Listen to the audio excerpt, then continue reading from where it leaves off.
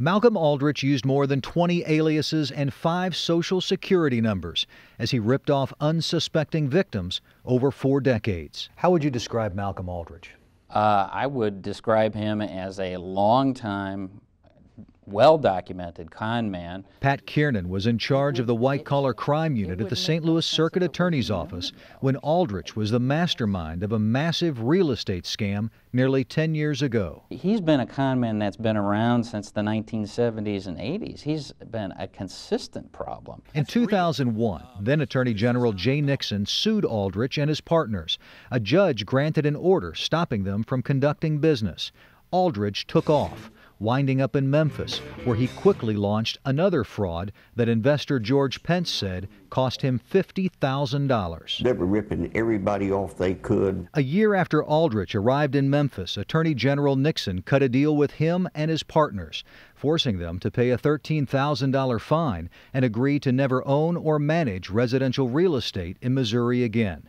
But Nixon also allowed Aldrich and his co-conspirator, convicted double murderer David Steinmeyer, to sign the agreement at a secret location and remain at large, even though both men were violating their state parole and were wanted by Missouri law enforcement. The notion that they can pay a little bit of money to stay at large when they're wanted, and that the chief law enforcement official of the state of Missouri would sign off on that deal, is appalling. Aldrich and Steinmeyer were caught and returned to prison 10 months later. After getting paroled in 2006, Aldrich was accused of stealing rent money, renting condemned apartments, and identity fraud in St. Louis.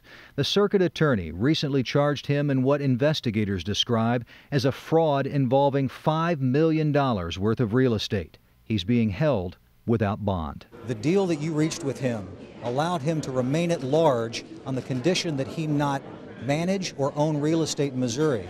As you may be aware, he's violated that agreement. He's back in jail. I'm wondering what you feel about that agreement today. Well, I mean, first of all, I'm not Attorney General anymore, so I'm not as good. I probably don't even know the facts as well as you, Craig. I have the facts. We can talk about them if you'd like. I was there for 16 years. I've got this other job I'm working on now. We caught up with now Governor Nixon after his spokesman insisted that the governor would not comment on his agreement with Aldrich. It's been now almost 13 months since I was Attorney General. I have not looked at the specifics of this case since that time. I've been doing the job that the people elected me to do. Do you think you should have reached a deal like this with fugitives that allowed them to remain at large? It's a long time ago. Do you regret it?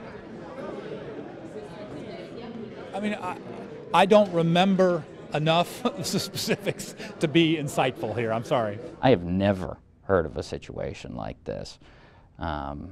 It's absolutely awful. Tonight, Malcolm Aldrich is in jail, held without bond for his latest alleged real estate scam. Under his agreement with the Attorney General, Aldrich could be fined $10,000 for violating the deal. The AG's office declined to say if it would enforce that part of the agreement and go after the money. Craig Cheatham, News 4.